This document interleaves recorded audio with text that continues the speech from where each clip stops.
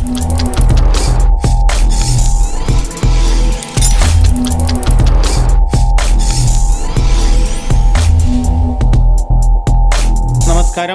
നാട്ടുരാജ്യ ന്യൂസിലേക്ക് സ്വാഗതം.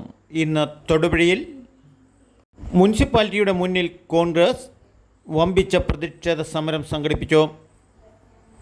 നഗരസഭ ചെയർമാൻ കൈക്കൂലി വാങ്ങിയ കേസിൽ രണ്ടാം പ്രതിയായിരിക്കെ രാജിവെക്കണമെന്നാവശ്യപ്പെട്ടായിരുന്നു സമരം. ഒരാഴ്ചക്കാലമായി മുനിസിപ്പാലിറ്റി സ്തംഭിപ്പിക്കുന്ന രീതിയിലാണ് പ്രതിപക്ഷ പാർട്ടിക്കാരുടെ സമരമുറകൾ.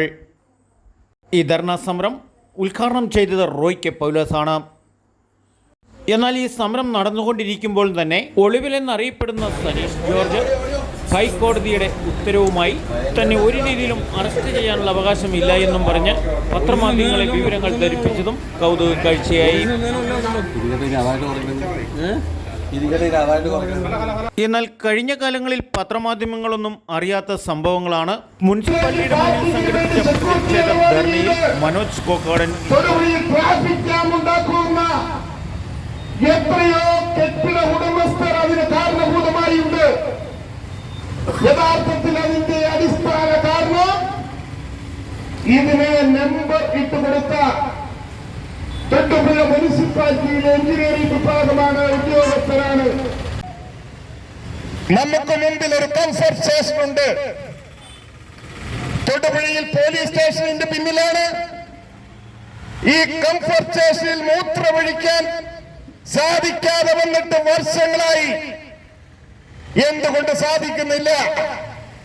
തൊടുപുഴയിൽ 5 സെന്റ് 3 സെന്റുമുള്ള പാവപ്പെട്ട ആളുകൾ അവരുടെ കുഞ്ഞുങ്ങളുമായി ഒരു ഐസ്ക്രീം വാങ്ങി ഒരു പട്ടം പറപ്പിക്കുന്നതിനും ബലൂൺ പറപ്പിക്കുന്നതിനും വേണ്ടി മാനസികമായ ഒരു റിക്രിയേഷന് വേണ്ടി ഇടമില്ല. തൊടുപുഴയില് 1 ഏക്കറിൽ താഴെ വരുന്ന ഈ പാർക്കിൽ മാത്രമാണ് അവർക്ക് അതിനുള്ള അടിസ്ഥാന സൗകര്യമുള്ളൂ.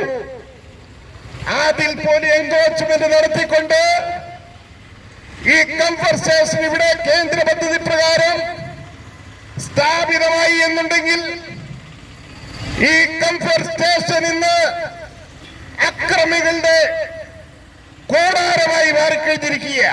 മദ്യം ചേർന്ന് ചെയ്യുന്ന ഒരു സെമി ബാറായി പ്രവർത്തിക്കുന്ന സാഹചര്യത്തിലാണ് ഭീതിയോടുകൂടി മൂത്രമൊഴിക്കുവാൻ കഴിയാതെ സ്ത്രീകൾ പാറാട പൊക്കിയിട്ട് വീണ്ടും താത്തിയിട്ട് ഇറങ്ങി ഓടിയത് സൂചിപ്പിക്കാൻ ഞാൻ ആഗ്രഹിക്കുക.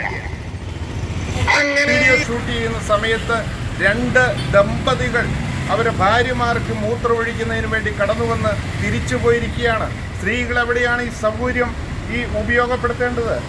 ടൗൺ ഹാളിന്റെ വശത്തുള്ള കംഫർട്ട് സ്റ്റേഷനിൽ അവിടെ അക്രമകാരികളായിട്ടുള്ള സാമൂഹ്യ വിരുദ്ധരുടെ താവളമായി മാറിക്കഴിഞ്ഞിരിക്കുകയാണ്. അനീതി എവിടെ കണ്ടാലും കക്ഷി രാഷ്ട്രീയ മതഭേദമെന്നെ ശബ്ദമുയർത്തുന്ന മനോജ് കോക്കാടൻ. ഇങ്ങനെ നോക്കിയാൽ തൊടുപുഴ പട്ടണം ഈ മുനിസിപ്പാലിറ്റിയുടെ കീഴിൽ അരാജകത്തിൻ്റെയും അക്രമത്തിൻ്റെയും കഞ്ചാവ് മാഫിയകളുടെയും താവളമായിക്കൊണ്ടിരിക്കുമ്പോഴാണ് തൊടുപുഴയെ നിയന്ത്രിക്കേണ്ട തൊടുപുഴയുടെ നഗരപിതാവ് വരെ കൈക്കൂലി കേസിൽ പ്രതിയായിരിക്കുന്ന സംഭവം. അത് ഒതുക്കി തീർത്ത് വീണ്ടും നഗരസഭ ഭരിക്കാമെന്നുള്ള വ്യാമോഹം ഇന്ത്യൻ നാഷണൽ കോൺഗ്രസ് അനുവദിക്കില്ല എന്നാണ് ഈ പ്രതിഷേധ ധർണയിൽ രേഖപ്പെടുത്തിയത്.